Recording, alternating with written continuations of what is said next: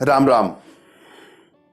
ध्यान के दौरान टांगों में दर्द होने लगे या वे सुन्न हो जाएं तो क्या करें। ध्यान के दौरान हमारे कमर में अगर दर्द हो जाए तो हम क्या करें। ये आप लोग द्वारा ही किया गया क्वेश्चन है, प्रश्न है, जिसका मैं उत्तर दे रहा हूं। हमारा आज का विषय यही है। यह प्रश्न पूछने वाले हमारे वो साधक गण हैं जो हमारे द्वारा साधना सीख रहे हैं।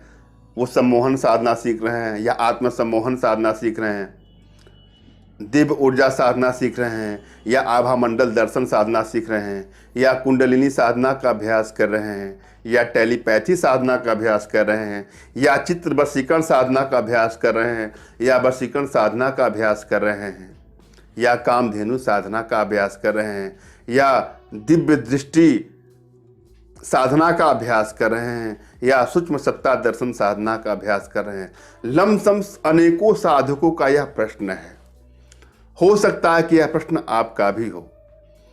हम इसका उत्तर दे रहे हैं। बिल्कुल मेरी बातों को धैर्य से सुनिएगा।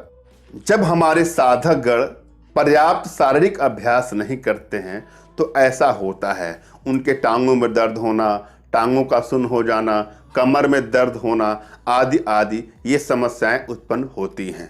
यदि वे साधक गण जिनकी ये समस्या है तो उनको दो काम करना चाहिए।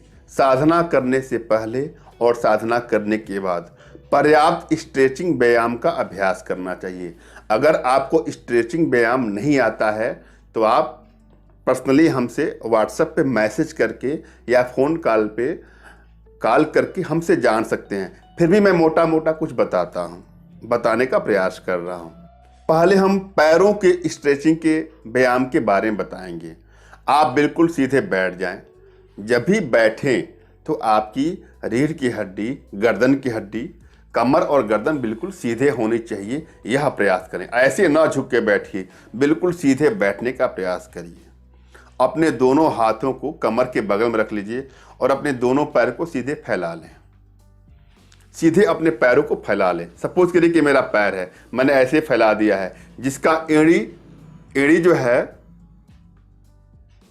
वो जमीन पर है और पंजे आसमान की तरफ हैं। अब धीरे धीरे आपको ऐसे ऐसे करना है। पंजों को जमीन पर करना है, टच करने का प्रयास करना है। पंजे जमीन पर टच नहीं होंगे, आपको प्रयास करना है। ये कम से कम 20 से 25 बार ऐसा करें। उसके बाद दोनों पैरों में थोड़ा गैपिंग कर दें दोनों एड़ियों के बीच, और एड़ियों को जमीन पर रहने दें और पंजों को ऐसे क्लॉकवाइज 20 से 25 बार क्लॉकवाइज और 20 से 25 बार एंटी क्लॉकवाइज घुमाने का प्रयास करें। उसके बाद 2 से 5 मिनट बटरफ्लाई आसन का अभ्यास करें। योगासन के बारे में विधिवत चर्चा करेंगे तो टॉपिक बहुत लंबा हो जाएगा। आप बटरफ्लाई का 2 से 5 मिनट अभ्यास करें। उसके बाद क्या करें, हाथों को बिल्कुल सीधा कर लें, ऐसे मुट्ठी बंद करके क्लॉकवाइज बिल्कुल तने हुए होने चाहिए। क्लॉकवाइज 20 से 25 बार, फिर एंटी क्लॉकवाइज 20 से 25 बार करें।